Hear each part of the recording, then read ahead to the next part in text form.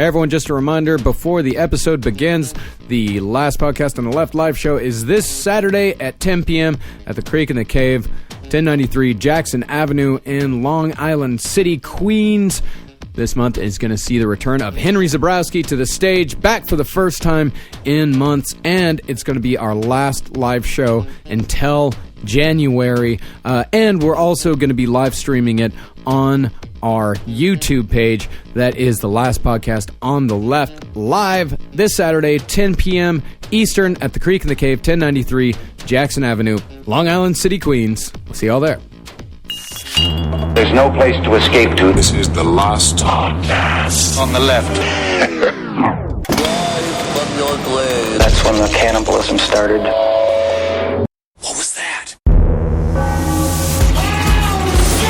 So Thanksgiving. Oh, yes. What are you thankful for? It's Thanksgiving weekend. What I would say is, it's very strange. It's a whole holiday. Mm-hmm. An Italian went in a rickety boat over to a famous land, a land of lore he did not know would exist. That's right. And he crashed upon the beaches of the island, and then he decided to kill 2 million people for corn. They were all killing each other anyway. Come on, people. So who's coming down on the side of Columbus here? You, Ben? No! I have no idea. I'm just saying. And it's not about Christopher Columbus. It's about the Pilgrims, you fucking idiots. Whatever. Christopher Columbus. He comes all the way from Italy, and don't you know? You say, and Christopher Columbus, of course. Yeah. You know, he went back to the king and queen at fucking France. I don't know where he was. Italy. I don't know something history. like that. I don't need to know the history. No. And he says like, oh, I tell you, if I was gonna name a type of spaghetti, I would have called it rapioli. I get it. That's very good. Okay. Because I raped the girl. Right, we understand. So the Pilgrims, they were very well-dressed murderers. Let's move on to H.H. Holmes, Part 3, another very well-dressed murderer. Oh my God.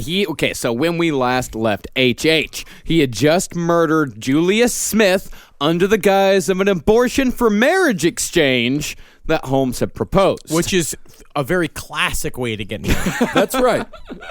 So Julia would not be the last of Holmes's romantic conquests to meet their end in his murder castle. The next would be spotted not by Holmes, but by his shady assistant, Benjamin Pitezel. Now, as we mentioned last episode, Pitezel was an awful alcoholic, which naturally interfered with his duties as Holmes's second in command. And also, he was a perfectly shaped goon, where he was tall, he was bald on the top and stringy long hair on the sides. He was missing a bunch of teeth, his face all sunken in, but he loved his family. Like the butler from Rocky Horror Picture Show? Riff Raff. Isn't his name Riff Raff? Something like that.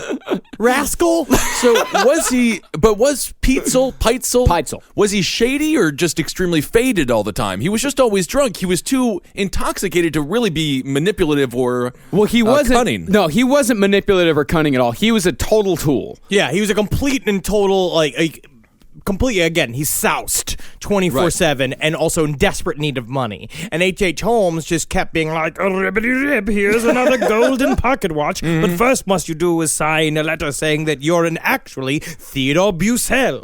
It's all like weird old-timey flim-flams that Pitezel was just like, give me whatever I gotta do, fucking give me my ripple. So H.H. Holmes was like Captain Spaulding, and this guy is like the idiot who pushes Chris Hardwick and the crew through the haunted house when they actually see H.H. Holmes. Very much so. Yeah. Now, speaking of flim-flam, as Henry mentioned, Holmes, while a well-established flim-flam man in his own right, was also susceptible to other flim-flam men of the age.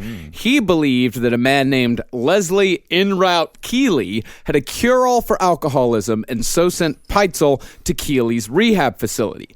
Keeley's solution was the so-called Gold Cure, a red, white, and blue concoction that he called the barber pole. Also what Pitezel called his penis. Yes, I was going to say, I could go for a couple of barber poles right about now. The ingredients, aside from pure gold injected directly into the bloodstream, were a closely held secret. And believe me, again, if any cure involves squirting a precious metal directly into your body, right? go with it. Yeah, I was gonna say. I think that's still what they do at Passages Malibu. Because that's what my mom used to do. Because whenever my mom would we would travel to go with because my mom doesn't really fly, but she'll go on trains and shit like that.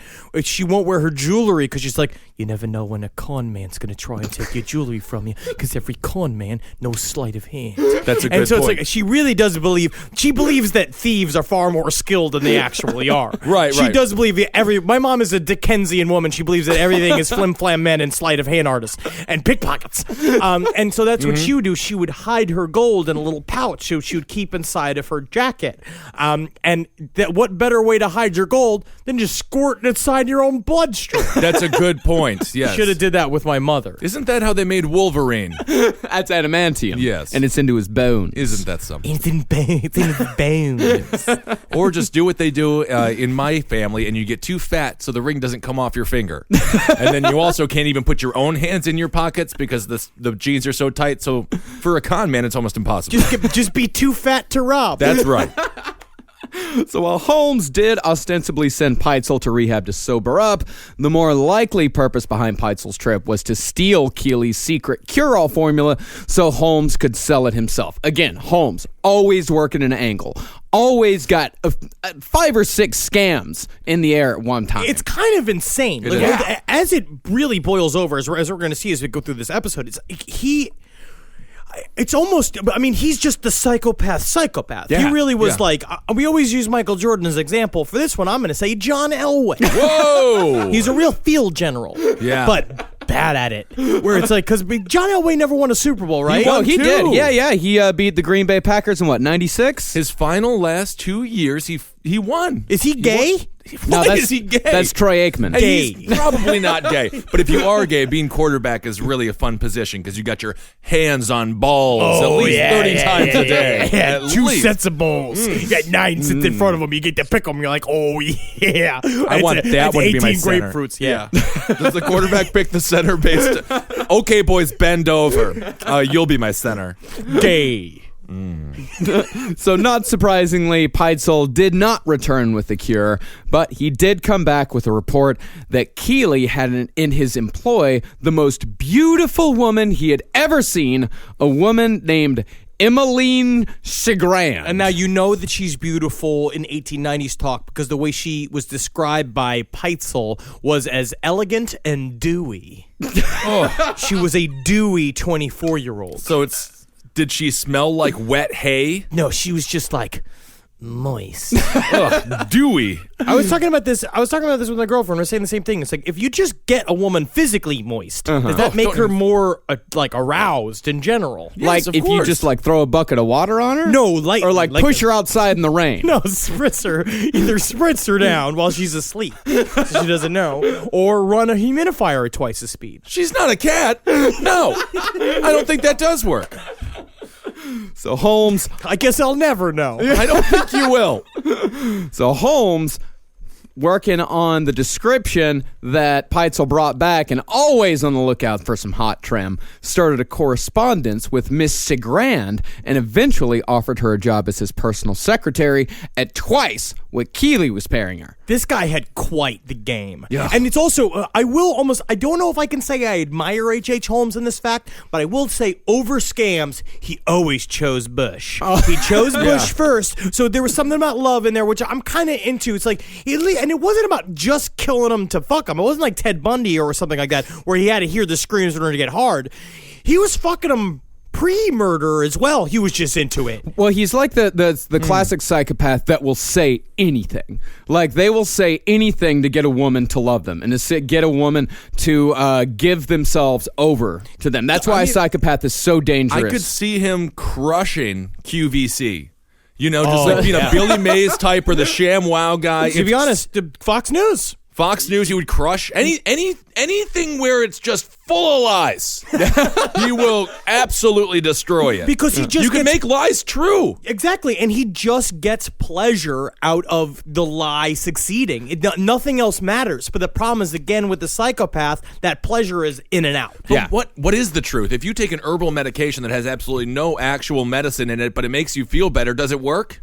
I mean, that is a very interesting concept about reality, which I, again, will say once more, if you change your perception, you can change your reality. And what you can use to change your perception? Ritual. That's why, you can basically smoke anything, call it weed, and you'll get stoned. I mean, sometimes it'll kill you. Yeah, be careful. Yeah, because sometimes being stoned is the feeling you get right before you're dead. Right.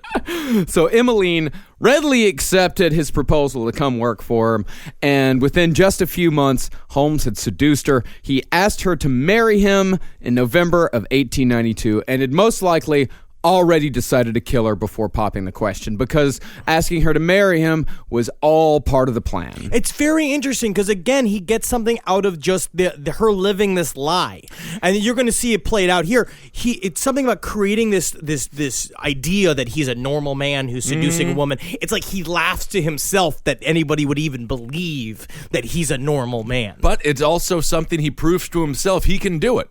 If he wanted to be normal, he could live that normal life in a heartbeat. It's psychopathic behavior, because what he's doing, a lot of psychopaths just out there in the world, low-level psychopaths, really enjoy the ability to seduce a woman, to get them to fall madly in love with them, and then throw them away. Entry-level psychopaths. Temp psychopaths. Temp.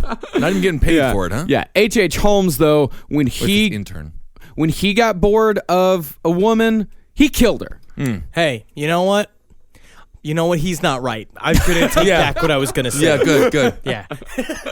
So Holmes's scheme to get away with this, he gave Emmeline a dozen plain white envelopes and asked her to address them to her closest family and friends. He told her that he would, of course, have formal wedding announcements printed up later, but he just wanted to make sure everyone important in her life would get word that she was getting married to this wonderful man who, by the way, he told her to call her, I think it was Henry or Howard. I think he told her to call her Howard because he had an uncle that was a duke in England, and the only way that H.H. Holmes would inherit the money was if he took the name Howard. So this is like the original Nigerian email scam? Dude, yeah. Absolutely. He's been doing it back in the day. And I remember and part of one of his other stipulations that he said to her, he's like, but I do hope that you're okay with a Mr. Peanut-themed wedding. And she was like, am I? Nothing I like better than a sophisticated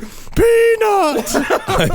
Peanut's very popular. Absolutely. Especially one with little legs dancing around that doesn't scream when you shell him. And they come in their own little suits. So soon after addressing the envelopes, Holmes decided it's time for Emmeline to go, and her death is particularly horrifying. Well, I mean, she was crazy dewy. Yeah. That's the thing. When you got someone that dewy, you can't just do it normal because she'll slide all over the place like a bar of soap. Yeah, he kept on asking her to plug in light bulbs and stuff like that, knowing that she'd just go up anytime. I'm sorry, dear. I just happen to have these wet hands, but they're just not wet enough to zap me. Dewy. So while working in Holmes's third-floor office one day in December, Holmes asked his wife to go and retrieve some documents from inside his safe. And as soon as she walked inside, he quietly closed the door of the safe behind her. A little bit farther? No, not that pile of documents. The farthest one. A little bit farther. A little bit farther. Don't listen to it. No, that creaking noise. Oh, I must have played my Halloween sound effects album earlier. I'm sorry. Just slam. Well, what he wanted her to think was that it was all an accident. He didn't want immediate fear. He didn't want the slam. He wanted her to slowly realize that she was going to die. Because he did this also with Julia Smythe, where he said, or Smith, however the fuck you pronounce that British last name. He kind of coddled her and said, oh, we'll be fine. And then he put her out and then killed her. Again, that game to keep playing it about how he's a normal man and everything's normal, even while he's killing her. Yeah. This guy, I mean, H.H. Holmes is an impressive psychopath. Yeah. It's like, the more you read about him and the more you really research him, he's like fucking Goebbels. He's like one of these guys where he's a mastermind of evil and just can't stop. General Rommel. The Desert Fox. Yes, never charged with a war crime because everyone loved him so much. He was on the cover of Time magazine. Yeah. Anyway. Isn't it weird? I think didn't Kim Kardashian also go as the Desert Fox for a little bit until she realized it had the same nickname as a famous German Nazi army general, and whatever? then the Nazis requested she change it.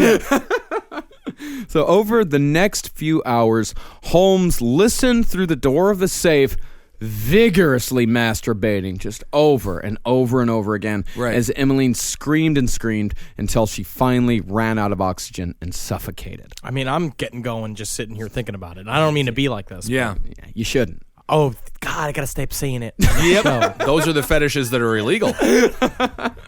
Her skeleton was sold to LaSalle Medical School a few weeks later, and when police finally searched Holmes's castle, they would find a single footprint etched into the steel to the inside of the safe's door. Now, if you're asking how a small young woman could press hard enough on a steel door to leave her footprint, in a desperate attempt to save her life, she tried to push the door open with her foot, but Holmes, always the forward thinker, had covered the floor of the safe in acid to speed along the asphyxiation process, and the acid on her feet was more than enough to make the footprint permanent on the steel door. So when you say acid, like a part of me does go to like College. Timothy Leary, Yeah, just yeah. be like, she's just like tripping nuts, being like, talking about tramps and thieves and stuff. What kind of acid? Like chemical, sulfur. I don't know if it was Not sulfuric. trippy dippy fun acid. No. No. Caustic I acid. see. Yeah. Burning acid. Again, this is what, you know who H.H. Holmes is? He's the Penguin. That's kind of what it's like. It's like he's got gadgets and things. He's kind of like the Riddler. He's not the Joker because the Joker's more cool, I guess. I don't know. He's a supervillain. Yeah. It's kind of awesome in a horrible way. He's a bit of all of them wrapped into one, huh? Yeah, he's an absolute supervillain without a superhero to catch him. So Emmeline was actually quite a popular girl. She talked to a lot of people in the castle. She had a lot of friends, a lot of family, which was the reason why Holmes had her address the envelopes. After her disappearance, he took the envelopes that she had addressed herself in her own handwriting, typed up wedding announcements with another man's name in place of his own, and sent the announcements to Emily's family and friends, making them believe that she had run off suddenly with another man. Damn. And Emmeline's parents later said that after they hadn't heard from their daughter at all following the announcement, they just assumed that she had died in Europe or something. Right. And her new husband either didn't know their address or didn't care enough to inform them. Such were the times in America. Foresight on H.H. Holmes is incredible. It's amazing. Well, he planned it out ahead of time, and now he had played the game so much. Again, we're going to see later on. It's like what these serial killers say. They plan out their kills Right. for weeks and weeks and weeks, and how they're going to do it and how they're going to get out of it. And eventually, the thought process begins to fall apart because they right go now, berserker mode. Yeah, right now he's at the top of his game. Well, the funny thing about H.H. Holmes is that he never goes into murder berserker mode. He goes into flim-flam berserker mode. Yeah, he goes into con berserker mode. He goes into crime berserker mode. As far as murder goes, his record's perfect. Like Like John Elway. A little bit, yeah. more like Troy Aikman. Troy Aikman never lost a Super Bowl. Gay. So while Holmes in modern times is most famous for being the so-called Devil in the White City, the World's Fair of 1893 would actually come at the end of Holmes' Chicago rampage. Now, as we said in the first episode, the 1893 World's Fair, or the World's Columbian Exposition as it was officially known, was up to that point the largest, most spectacular, and most hyped event that had ever happened in America. Yeah. Yeah, it was sort of like Billy Joel at Madison Square Garden. Oh, I love it when he sings Piano Man, but then he's so old he sings it again. Isn't that He'll funny? sing Piano Man up to 7 times in concert. I've heard that. Great concert. So, and this is where Tesla, introduces his big, invention of light and all that stuff. And true story, this is where the elephant ear was also invented. The elephant ear? Yeah, the great carnival snack. You don't know about the elephant ear? And another day in fat long man history. No, they funnel in all the it's piping hot dough, and then they put it into the oil. Sometimes they take your elephant ear and they cover it in chili and then there's a savory Is sweet. that all you learned about the 1893 World's Fair? And I'm not even sure if it's true. I'm just saying they had elephant ears. Very good, great treat. So between May 1st and October 30th of 1893, over 27 million people attended the World's Fair, many of them out-of-towners, and all of them needed somewhere to stay. Now, in later confessions, Holmes claimed to have only killed one fairgoer during that entire summer, but certain accounts say that as many as 50 people who stayed at Holmes's castle during the World's Fair never came back from Chicago. But again, we're going to cover. But again, we already covered the fact that people just leave and just don't come back. Yeah, it was like 9/11 all the time. The time. You could just leave and just say like, I don't know, he just didn't come back. I guess he's dead. Freedom. That's back when freedom was free. Right. And to further suspicion that he killed more than he claimed, Holmes always had room for a female guest during the World's Fair, but if any men came looking for a room, they were almost always told that there were no rooms available. So even after he was caught, he never admitted to murdering the amount of people that he actually did. It's very different than somebody like the Texas fella that Henry Lee Lucas. Yeah, who was just like, I killed 18,000 people. But by the end of it, they usually exaggerate, don't they? It ranged all over the place. So concerning those female guests, those who stayed at the castle long term or those who worked for Holmes noticed that he was particularly forgiving of young women who left suddenly without paying their bills, which happened a lot. Yeah. And while Holmes certainly had a hell of a lot of reasons for killing the women who worked for him, it is possible that soon before their deaths, these women, they just started wondering out loud, hey, why isn't boss really all that bothered by all these unpaid bills? And also with the combined with the constant stench of chemicals surrounding Holmes must have led. At some point, some questions have to pop up. Uncomfortable questions. He's got greased chutes. Yeah. If your house has greased chutes in it, you're not. Unless you're getting apples from the attic to the basement real quick and you're just like, you know how rats love apples. And even that statement is ridiculous. Yeah. Bunch of questions you would have to ask regarding, does he have Alzheimer's? Is there some sort of elderly disease happening? Yeah, what's happening? And that there's just so many women just absolutely disappeared. Like we said in the last episode, they would just be like a whole room of clothes just left behind. And they would leave without paying their bills. And you know, people were going to ask questions, and the people who asked questions also ended up dead. So by the time the fair had come to town, Holmes had already decided that it was time to leave Chicago. His debts were mounting, and it was getting harder and harder to talk his way out of them. And in fact, some of his debtors were starting to consolidate. Well, because he started realizing this guy's not paying anybody. Yeah. He started checking in with each other and like being like, did this guy pay you yet? And they're like, no. And because he hadn't paid for a thing. He should have just filed for bankruptcy like a good old Donald Trump. They would have voted him for president. He did pay for chloroform. Oh, that's nice. That's right. He paid for everything that he really wanted. Absolutely. It was like I was saying before, my problems with my debt consolidation is that when I talked to credit card people, and I was like, they were like, you need to pay this money. And I was like, why? Yeah, why? And they were like, you need to pay this money. I was like, well, what do you do if I don't pay the money? They're like, you need to pay this money. And guess what I did? I didn't pay any of that money. No, don't bother. You know what I do? I just go and I give them all the empty beer cans that I spent the money on, and I say, that's good as cash. There you It's go. good as cash. Good as cash. But Holmes, before he would leave Chicago, he had one last long con to finish off. That long con would end in double murder. The last woman close to Holmes to meet her fate in the murder castle would be a sweet, naive young girl named Minnie Williams. Now, Minnie wasn't quite as beautiful as Holmes's other victims. Really? She's the best name. Minnie Williams? Yeah, it's a cute. No, name. she was short, kind of doughy, real dumb. Yeah, real dumb. That's the quote in like multiple sources. Every time, the only quote anyone has to say about Minnie Williams, they just said, you know, she didn't seem to know a great deal. That's all anyone had to say about Minnie. But the one thing that she did have was a fucking heiress. She was an heiress who had a massive Texas fortune. $3.5 million in today's money she was worth. And if she's doughy, she probably tried those elephant ears. But for Holmes, of course, the money was a big deal, but he knew that more than likely he wouldn't be able to get the money. But the one thing he could get from her was a very valuable plot of land in downtown Fort Worth, Texas. And had Holmes pulled off this particular plot to fruition, had he not started to go into flim-flam psycho mode later on, it is almost certain that this is where he would have built his second murder castle.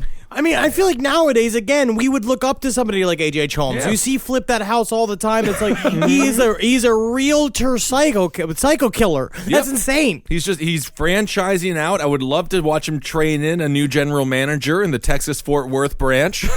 So this is where I put the grease on the slides the grease here. shoot. The grease shoot. Oh my god. Well, I gotta tell you, that's just good thinking because you don't know when a fat boy is gonna need to go from the attic to the basement. Man, Mr. Holmes, you're just wonderful. The only thing standing in the way of Holmes in the land was Minnie's sister, Nanny, who had a great deal more sense than her younger sister. My name is Minnie, and this is Nanny. Like, I'm Nanny. I'm Minnie.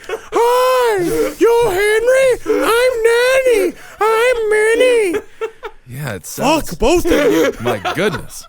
I'm worth $1 million. So am I. My name's Nanny.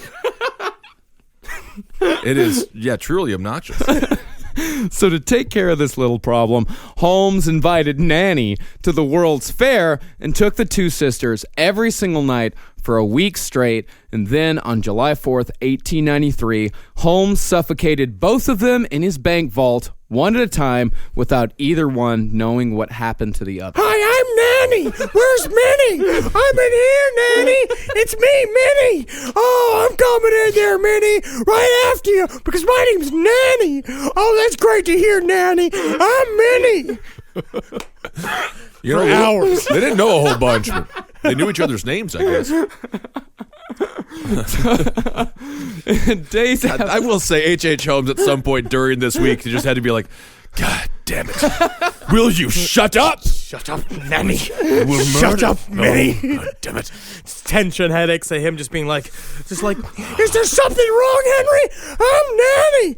no, there's nothing wrong, Nanny. I've just got a bit of a tension headache. I think my top hat's on a bit too tight. I'm Minnie. You love me, and this is my sister, Nanny. Ooh, when is the fair over? Sometimes I'm just curious about what are the hours of the fair. I'm gonna go check it out. This is where he is really the victim. This was a tough week for H.H. oh, Jesus fucking Christ. So days later, Holmes dropped by Benjamin Peitzel's house to present his wife with a bounty of presents, dresses, shoes, hats, all the clothes that Holmes claimed were left to him by his cousin, who had suddenly got married and left the country. But you can imagine, like, Peitzel giving the gifts to his wife, where he's just like, Yeah. Here's your fucking dress. Here's your fucking some shoes. Fucking, I was gonna get these some more of these hats, but I put some booze in it and I ruined the fabric. I drank the booze out of it. I ran out of the cups. You bitch. I worked my whole life. Here's a garter belt. Did I mention my blood's full of gold? Which is pretty cool. I mean, this is, it is dead people's clothes, but it's no different than what hipsters do here in Williamsburg, Brooklyn, when they go shopping at, at these thrift stores and whatnot. It's all corpses' clothes. Oh, I own many dead men's clothes. Yeah. absolutely. People die in the clothes, and the EMTs go and snip it off of them because EMTs are nothing but premature grave robbers. That's right. That's not true. They're brave. They are needed, and they just failed a terrorist test here in the city, so we're not doing good with What, that. by like being like, which is the bomb and which is a baby in a carriage? Their radios don't work underground. Jesus. So that's kind of a problem. Anyway, it doesn't matter. We move on. So the deed to the land in Fort Worth, Holmes kept to himself. And with this, Holmes's time in Chicago was almost at an end, but he would not leave town without one more Midwest romantic conquest. His last wife was named Georgina Yoke, and much like Murda Z. Belknap, it's a matter of debate as to whether Holmes actually felt something like love towards Georgina or if he just never got around to killing her. At any rate, Georgina would be one of the few women to survive a close relationship with H.H. Holmes. What we're going to see later is I believe that Georgina just helped H.H. Holmes with his story. Yeah. And in the end, in order to be a respectable businessman in this time and day, you had to be married. Yeah, and I right. think that knowing that you have a wife in tow wherever you go and you can reference your wife and you have one and you can cut to like what seems to be a normal family Totally. life is a great way to make someone feel at ease with you. Dennis Rader, obviously the Green River. It's like these people had totally theoretically stable families. Yeah, absolutely.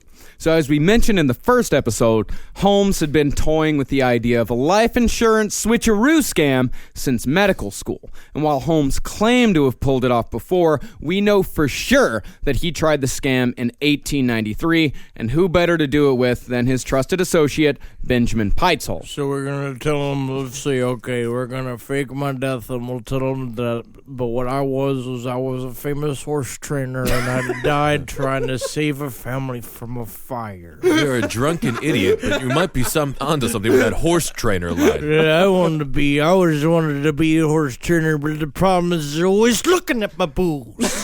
Don't you look at my booze, horse. I'll turn the damn lower half into glue, and I'll take the glue and I'll turn it into a thing. I'll paste.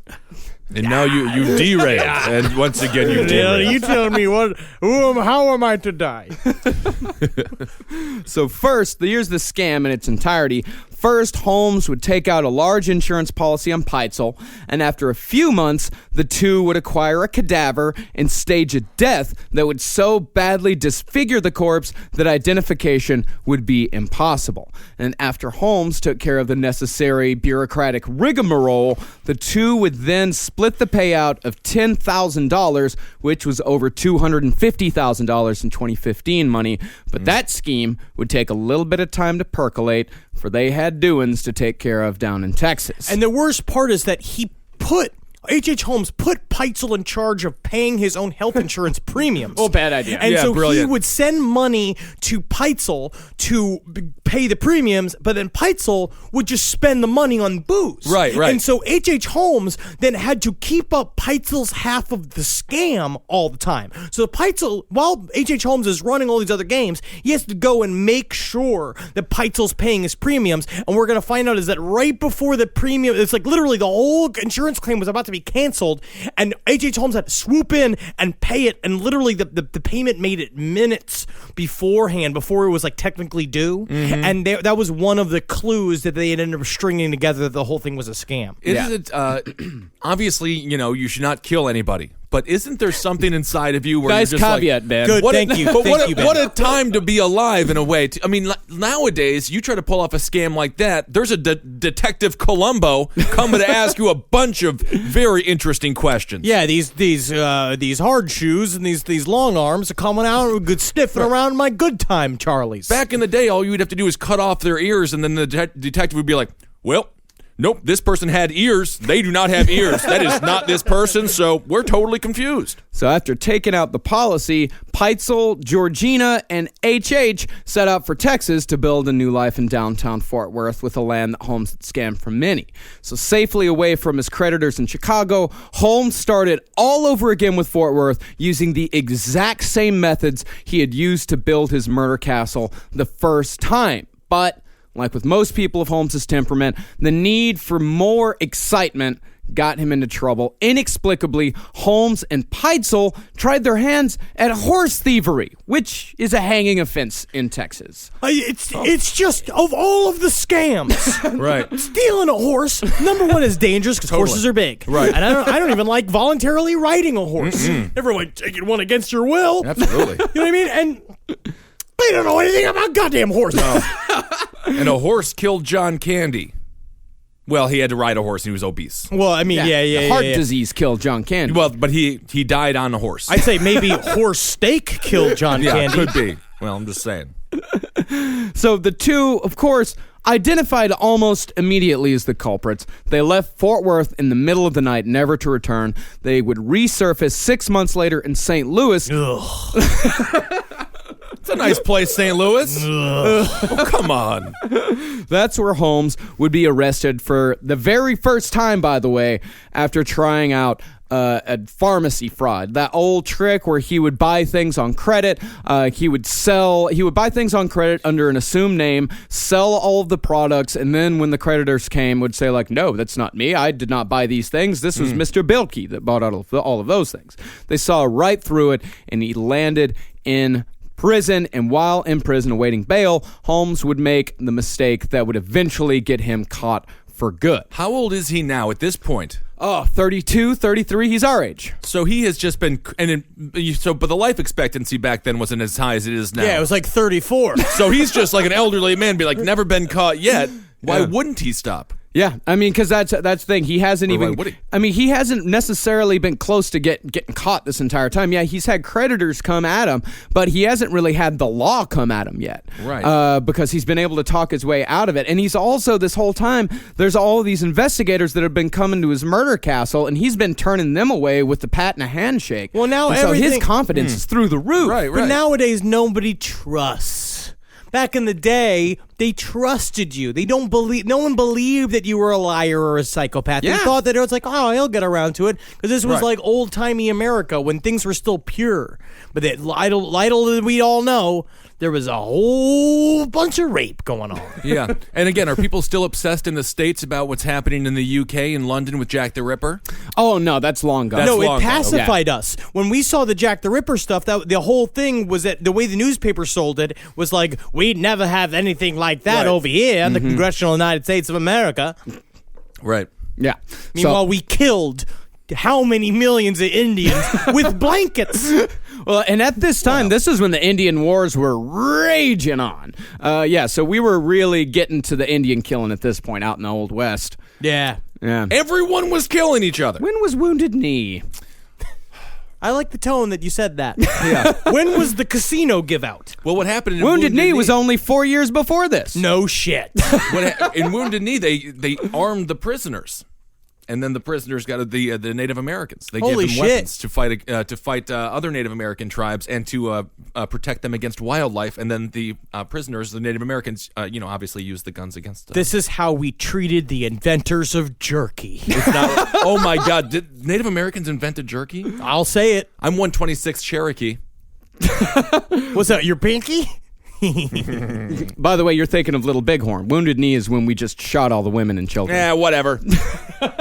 Little Bighorn. I like that one better anyway. Jesus, man. What? That's a better name. What is wrong with you people? What about octopus dog hat? What about that brave battle of the Cherokee versus the congressional armies of the Alabamians? I am very pro Native American. Inventors of jerky, struck down by Italians. I'm 1/12 Native American. So we're actually kind of in the Wild West. Speaking of, at this point, for Holmes' cellmate was a man that Harold Schechter referred to as, quote, an authentic desperado. The someone so audacious with his bodillery that one would assume that he was born to be an outlaw. Thank you, Harold Schechter. You're the best, Harold. So this man that was in the cell with H.H. Holmes, his name was Marion Hedgepeth, a.k.a. the Handsome Bandit. And he actually was very handsome. And he was handsome. Not like they say H.H. Holmes was handsome. Yeah. This guy actually was handsome. And this is very interesting. This is also a trait of psychopaths. He was bragging about his crimes and his abilities because literally he wanted the validation from another famous criminal. Yeah, he was struck by the celebrity because what he wanted was there was this bad man, and he was famous because this was a time in America where the Wild West criminal was a celebrity. Yeah, nothing's changed, has it? No, not actually, not really. It actually hasn't. Caitlyn Jenner's Woman of the Year, and she fucking killed a bunch of people. Just one. And of course, H.H. wanted to impress the outlaw who rode with such desperate men as James, Illinois Jimmy Francis, and Lucius Dink Wilson. Oh, man. Illinois is just a bad nickname. That's just where the dude's from. Illinois Jimmy. Yeah, I mean... But Actually, I think it was just his favorite state. yeah, it could be. Dink was just because he couldn't tie his shoes and he had a fucking pot of soup for a hat. Like, oh, not like better than going inside the train. Nice hat, though. So at any rate, Holmes needed one last person to pull off his insurance scam, a crooked lawyer to broker the whole thing, and Holmes figured if any man knew a crooked lawyer, it would be the handsome bandit. So Holmes offered Hedgepeth $500 for his help in the scheme and was put in touch with a man named Jephthah D. Howe. And as soon as Holmes was sprung from St. Louis, Holmes grabbed Peitzel and headed to Philly. Now, Peitzel, who had moved his whole family, including his wife and their 5 children, to St. Louis for the duration of the insurance scheme, left town on July 29th, 1894, after letting Carey in on the scheme. Peitzel never saw his wife or their children ever again. And it's actually a very sad story because they were talking about how he came home drunk. I'm sure they just solidified the plans because now the plan is that he was going to go and pretend to be a patent maker, like a patent clerk in this area town. He was going to set up shop and then he was going to be blown up in a fake explosion because he was an inventor. He came home drunk one night before leaving town, and the only time that, because he told his oldest daughter who came in, and he was there like lolling in the kitchen, totally hammered, and turned to her, and it was like, if you see the stories of my death in the newspaper, it's a lie. It's a lie. And it's like, it's very sad. Because it's true, because then they all had to play along in order for the quote-unquote insurance scam to work. Right. But Alice, actually, when she heard about it, she did still, like, she had her suspicions that her father was still alive. She later on thought, like, oh, now I remember that it was a lie. But when she first heard it, she did believe that her father was actually dead. Drunks are always saying random things. Yeah, and that's what it was, is that the drunk, like, she's like, yeah, Dad used to come home drunk and say stupid bullshit all the time. So 2 months later, after Peitzel left St. Louis, his burned and decaying body would be found on the floor of the rented patent clerk's office in Philadelphia, discovered by a neighbor who had been talking to him about patenting some sort of new saw that he had invented. It was some kind of saw thing. It was a flim-flam machine. Yeah, it was another flim-flam machine. Yeah, and again, Peitzel had become immediately known in that small little area where he had set up shop as a drunk. He just showed up, and his whole thing was like, I'm staying sober, I'm staying with it, I'm staying straight, and on the racer's edge, because I am a part of a very complicated insurance scam. Is that bourbon? Is that what does that taste like? And so this was all part of the plan. Holmes, who had never intended to split the proceeds with Peitzel, had killed the man with chloroform and had staged his body to look like Peitzel died in an explosion when he lit his pipe too close to a vat of chemicals. Which is a ludicrous idea to begin with. It is ludicrously elaborate. There's many different ways you can kill somebody and dismember the face. 1893, a known drunk. It seems like something he might do. No, you just topple over. He had 3 possessions. You topple over the desk, you make the chair slightly askew, and you beat his face in, and then it looks like a robbery. I'm actually going to say H.H. had a better idea, Henry. I don't think so. He's a drunkard. I need my smoke. He lights his smoke, and the whole thing goes up. That makes no sense. It could happen. Well, it was this was kind of at the beginning of forensic police work, because one of the police on the scene, he actually said, like, he looked at it, like, wait a minute, when a body is faced with an explosion, the limbs get very mussed up. Everything. That's what he said. His whole body was totally fine except his face was burnt. Yeah, and then superficial burn. And he reeked of chloroform. Well, so he should have burnt him up a little bit more. Yeah, set fire to the house. Oh, yeah. So Holmes arrived at the Peitzel house in St. Louis the same day that Benjamin's wife and children read the announcement for his death. And Carey was told, listen, let the kids think that their father is dead. It'll be a lot easier if they think he's dead, and then when he's not dead, it'll be a little surprise. Yeah, that won't be terrifying. That won't scare the hell out of them. It won't warp their brains and their idea of trust for the rest of the time. No. But also, what's true with this whole thing is that his wife had begged him. It's like Peitzel did the classic. I mean, like, this is the last scam, baby. We're getting this thing, and then we're getting out. Don't you even think about it. Is there alcohol in your perfume? It was a huge payout. It was $125,000. Huge, yeah. Like, so it was worth the risk, but Carey didn't didn't know Holmes all that well. All she knew was that Holmes showed up every once in a while with a bunch of dead women's clothing. But then gave presents to the kids, and at the time, Yeah. that's how you were a good father. Most good fathers you didn't see for 3 months at a time. Right. And he'd come home and be like, hello, children, and give rough, like, weird cigar-scented fucking kisses to them, and then give weird sweet candies and leave. Yeah, sweet candies were probably just fruit, like a plum or something. That's pathetic. Well, what Holmes needed from the Peitzel family was a family member to identify the corpse for the insurance company. And it would be much easier for everyone if the person doing the identification believed that Benjamin was dead. So all Holmes needed was to borrow their eldest daughter, Alice, for just a few days to make the identification. I'm just going to take her up to Philadelphia. We're going to identify this corpse that's not your husband, by the way. Your husband's totally fine. He's totally alive.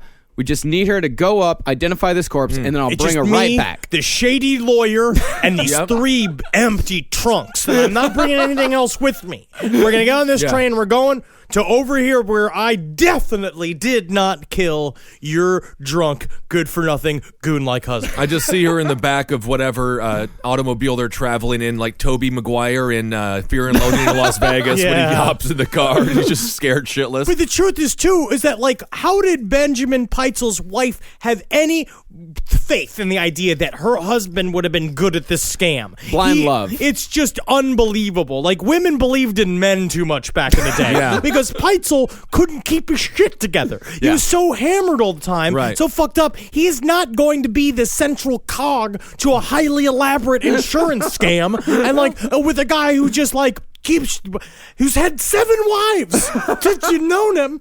He had a murder hotel. But he was perfect for H.H., though. He had greased shoes. No one knew about the grease shoots. Oh, I feel like you know about him. You got yet. grease shoots and lime pits in the house. There's only so much you can escape. Like, you can't say, oh, it's for, because I love this. Yeah, I love the scent of citrus. Yeah, why not? So as to why, I mean, you might ask, why did they take a 15-year-old girl to identify this horribly mangled corpse instead of the man's wife? Well, Propriety. Well, Holmes, he didn't trust Carrie to lie convincingly because she wasn't really into the whole scam in the first place. And besides, he's like, listen, you have 3 other children. You have your sick infant, your Wharton, to take care of. But there was also a more nefarious reason. If Holmes wasn't going to pay out to Benjamin, he sure as hell wasn't going to pay out to Benjamin's family either. And what begins here is a long, drawn-out, and particularly cruel process in which Holmes would attempt to kill each and every member of the Peitzel family one by one, and he would come very close to pulling it off. It's like very Metal Gear Solid, the way he did this. It's very interesting because he would just kind of, because what we're going to see now is that she tails after him and the rest of her kids. Basically, he takes on the kids, and they go on this sort of like cat and mouse, like fucking this weird hostage situation, and then he fucking like snipes them, or he does the garrote to each one. Like, what's the move? What's the thing in Metal Gear Solid when you hold the dude and then you get a What it's balloon? called. But I know if I haven't played Metal Gear Solid 5 yet. I'm sorry, I hung out with fucking Holden the other day, and he was like, "Look at my video games." never do that. But if they would have seen him, then an exclamation mark would have gone over his head. Whoop. You're screwed. So after the particularly gruesome task of identifying Peitzel's body was completed by Alice, which, by the way, we'll cover in full on a bonus episode, The Autopsy of Benjamin Peitzel. It's very interesting. It's very interesting. But yeah, that'll be one of our bonus episodes once we launch our Patreon. Holmes returned to St. Louis and told Carrie that, well, listen, there's nothing to worry about. Everything's going just fine. There are insurance investigators on our trail. So we're going to have to take some extra precautions. I left Alice back in Philadelphia, but what I'm going to need to do is take 2 more of your kids because the insurance investigators, they're going to be looking for a woman with 5 kids. Yeah, so just think Makes about all the it. sense in the world. Yeah, Just fucking think about it. If you think about it for 5 seconds, think about it for 5 seconds. This woman must have been a drunk, Listen too. about this. Listen about it. Think about it, but you know what I'm going to say after I say think about it? Don't think about it. Don't think about Don't it. think about it, but think about it. Don't Yeah. think about it. What? Yeah. Think about it. I got your kids. Don't think about it. Yeah, I'm nanny.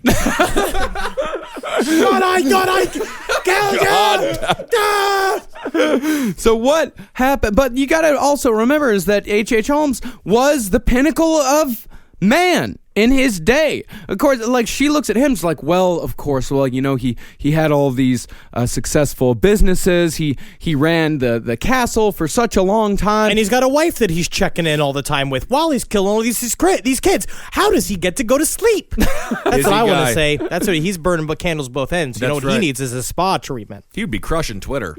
Oh, you would have been so good at Always social on media. Twitter. Yeah, so good. Socialmedia. Yep. So over the next few months, as Henry said, Holmes would take 3 of Carrie's children, Howard, Nellie, and Alice, from town to town, registering in hotels under false names, sometimes claiming the kids as his own, sometimes saying he was their uncle, but always changing the story to breed confusion every time. So what he was doing was he was just moving around. So if once he did, in fact, kill the children, the trail would be impossible to follow. I actually do feel bad for good uncles. Because, like, you can't do anything with your nephews or Nah. nieces. If Well, you I'm gonna- check in and you're like, I am their uncle, everyone's just like, follow us. Come with us, please. Because there are only 4 good uncles. Right. I'm one of them. Oh, yeah, I'm an uncle too. Yeah. Woo! Woo, I haven't molested nothing. Nope. Good to know. I helped my nephew with his English, with his research paper the other night. I bought my niece the entire series of Goosebumps. Oh, that's very good. She read one and said they were frightening her, and then they did not tell me, but they gave them all away. So you are the creepy uncle, unbeknownst to you.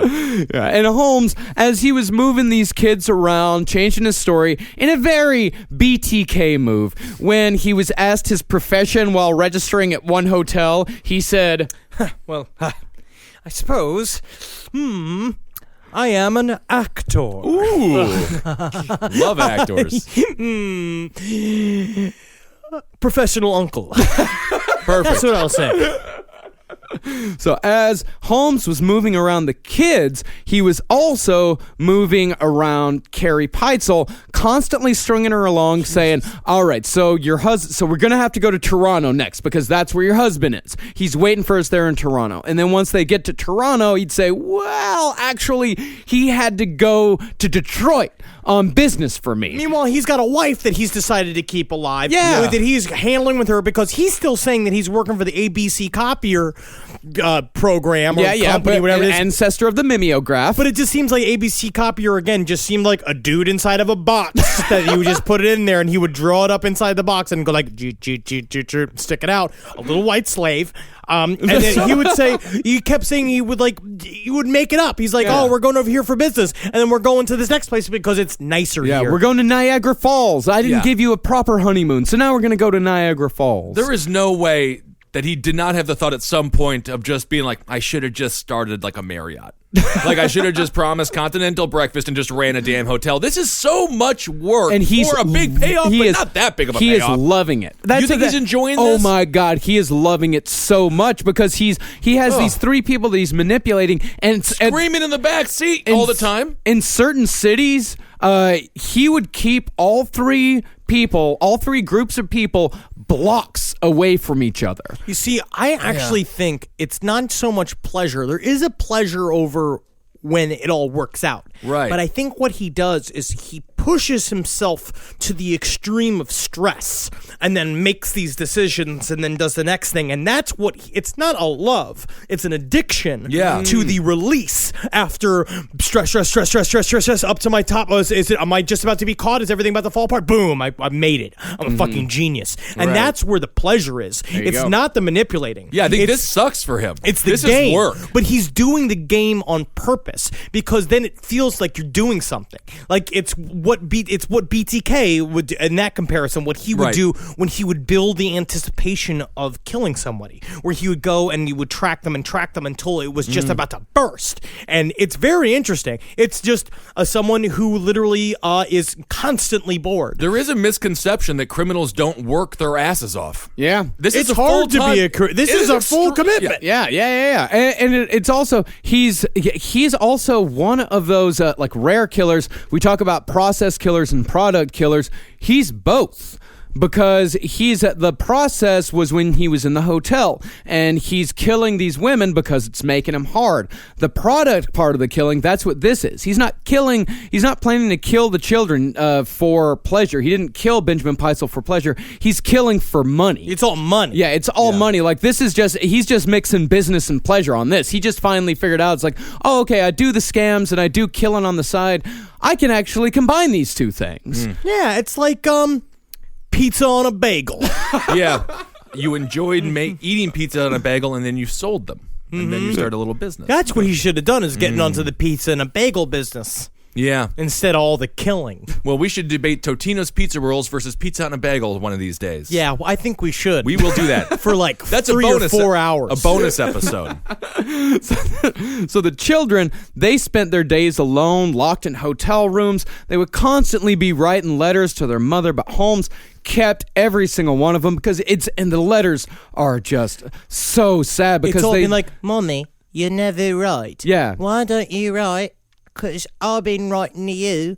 H.H.Holmes keeps gripping on me, but he bought me fancy umbrella. How I wish you could see my umbrella, but you don't write. See you in Toronto.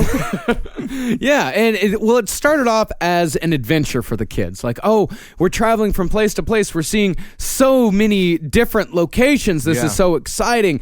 And then it starts getting cold, and they only have like these tiny thin jackets. And Holmes, he just sees buying them jackets, buying them clothing. He sees that as wasted money. He's like, why would I ever do that? Yeah, why would I dress these dead kids? Yeah.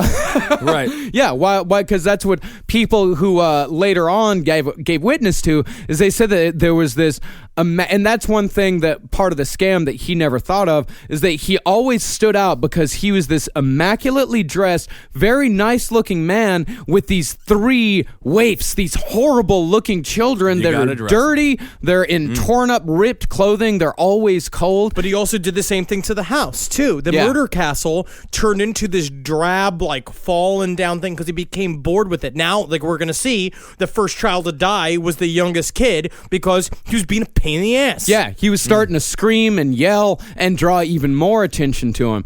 So he told the 2 little girls, he's like, listen, I'm going to take your brother to live with my cousin Minnie. Minnie!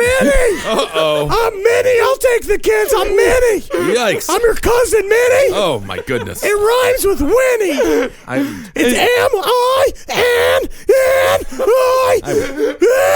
It's Minnie! Rather stay with H.H. Holmes, I think.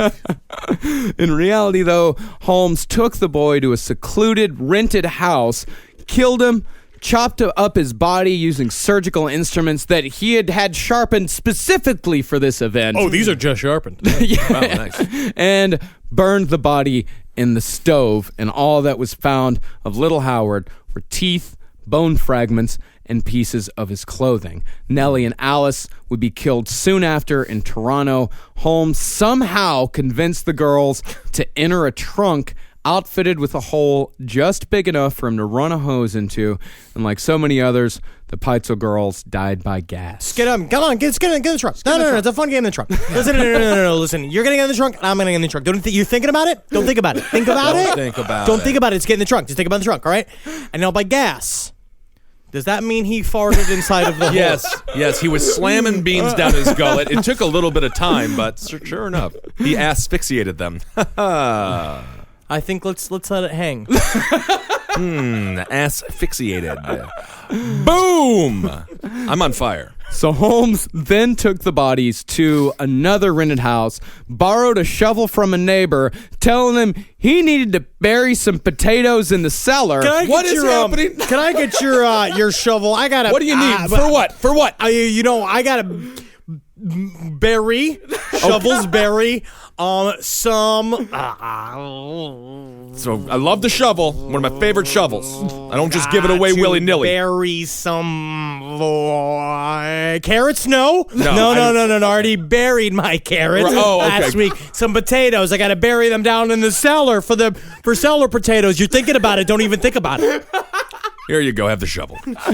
But it was not potatoes that H.H. Holmes was burying. What was it? Little girls. Oh, different. They don't grow.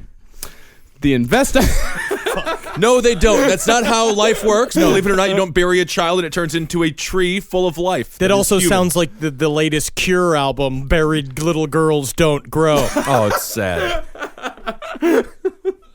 So the investigator who found the bodies after an extensive 6-month search, his name was Frank Geyer. He said when he first put the shovel into the ground, quote, "Only a slight hole had been made when the gases burst forth. The stench was frightful." So while the bodies were so badly decomposed that Alice's hair slid from her scalp as they picked her up, the youngest was the only one with actual physical harm. Her feet had been amputated to prevent identification upon discovery, for Nellie had a club foot. We don't know what Holmes did with the feet, though. Oh, you know. Yeah. So, you ever see that Charlie Chaplin bit where he's got the biscuits on the forks and he dances with it? So Benny and June. Benny and June, yeah. Probably something like that. Made him dance a little bit, huh? A little tap routine. Yeah. Or just every time somebody asks, he was like, "They're baby feet." Don't think about it. You're thinking about it. Do you think about it? Don't think about it. But, okay, so Holmes, he's killing Benjamin Pitezel. He's killing kids. He's planning to kill more. He's killed dozens of women back in Chicago. He would not be arrested for any of these things. He would be arrested for insurance fraud, and had it not been for one man, Holmes would have likely pulled off the Benjamin Pitezel insurance scam and killed the entire Pitezel family. You know who Holmes forgot about? Who? The handsome bandit. Bandito guapo. No, it's very interesting because that's what the Marion had when it happened. When H.H. Holmes told him his secret, he's just like, "Oh, this is fucking great," and he got all the information that he wanted from Holmes about his whole insurance scam. And he's just like, "As soon as my sentence comes, I'm gonna flip this fucking idiot who told me his whole plans because this guy's not a real desperado." No. I bet he looked at H.H. Holmes and was like, "This guy's a fucking psychopath," but he does not know how to be a desperado. He's a dandy. He's a handsome bandit. Yes. No, well, Marion is that he's the real life bad man of the old West. Really like a bad man, but with the weird, so not honor amongst thieves, but he was a train robber, did some intense shit, was a hardcore guy, Jesse James type of guy, like Black Bart from A Christmas Story. Exactly like Black Bart from A Christmas Story, but with more rape. Whoa, a lot more. So Marion never got that $500 and was far more interested in cutting a deal with the judge in exchange for a pardon, which he got, by the way. And a little thing about Marion Hedgepeth, died in a shootout at a gas station in 1909. I didn't even know they had gas stations in 1909. That's kind of fun. Yeah, they were dangerous. Yeah, it sounds like it. So as soon as Hedgepeth saw the announcement for Pitezel's death, he put 2 and 2 together. It's like, oh, okay, that's the score that Holmes guy was telling me about. Hedgepeth calls over a guard, tells the guard the whole story. The guard tells the judge. The judge calls Philadelphia.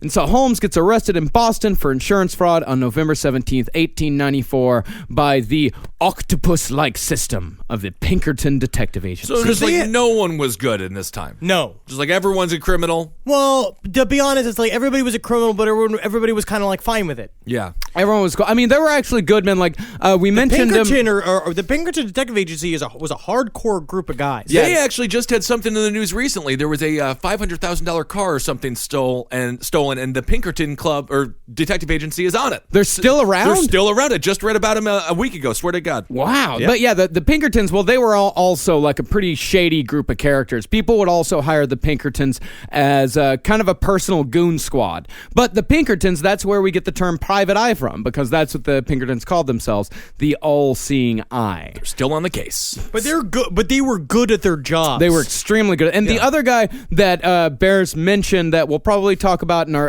upcoming Super Cop episode, Frank Geyer. Frank Geyer spent 6 months on the trail of H.H. Holmes, and he was the one that figured out, despite all of the deception, despite all of the name changes, he was the one that tracked down the children. It's very interesting because he really did. They had been following him for a while. Yeah. H.H. Holmes was not doing a good job. All of the different stories made him incredibly suspicious constantly. Yeah. Detective work was just so much different. I mean, now you take it to a lab, you get like DNA evidence 3 weeks later, you can put things together so much easier. It was all work. eyewitness. It was all interviews. That's the only way that he was able to actually find those kids. Cool. And so H.H., he's in prison. Carrie Peitzel finds him finally and says, okay, so you're in prison. Where are the kids? Holmes said, okay, here's the deal. Yes, I did commit insurance fraud. That was a corpse that was placed there by me up in Philadelphia, but it was a cadaver.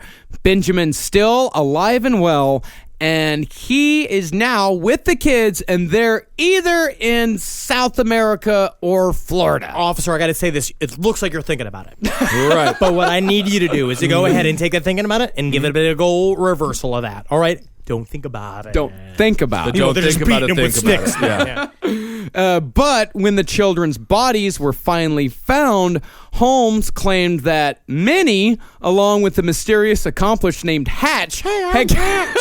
I'm Hatch, and this is my friend Minnie. I'm Minnie. I'm Hatch, and I help her kill babies. I'm Minnie, and I killed a baby with my friend Hatch. God, man, that is the most annoying character that's ever come out of you. You don't like it? I love it. So so that's what Holmes said. He said that Minnie, along with Hatch, had killed the children while they were in her care. But now, with an obviously grisly triple child murder, at the very least attached to Holmes, investigators finally decided to take a look at the castle that Holmes had run for years over in Englewood. The evidence inside was more than enough to seal Holmes's fate. They found the acid vats. They found the surgical tables. They talked to the groundskeeper, this guy named Quinlan, and he was like, they were like, how did you not know? He's like, well, I was never allowed to clean the second floor. I mean, at some point, the detectives just had to look at each other and be like, we should have done this like 7 years ago, huh? You know what? You thinking about it? You're thinking about it. Thinking about it. Don't think about it. Don't think about it. Okay, you know what? Thank you so much. That's the one thing I Thank you learned so from much. that H.H. Holmes guy. Thank you so much. And by the way, Quinlan killed himself with strychnine just a few years later. And his suicide note, the only thing it had one sentence that just said, I couldn't sleep. Oh, God, that's terrifying. Yeah. Oh, sorry. Yeah. I didn't sleep last night, but I like being alive.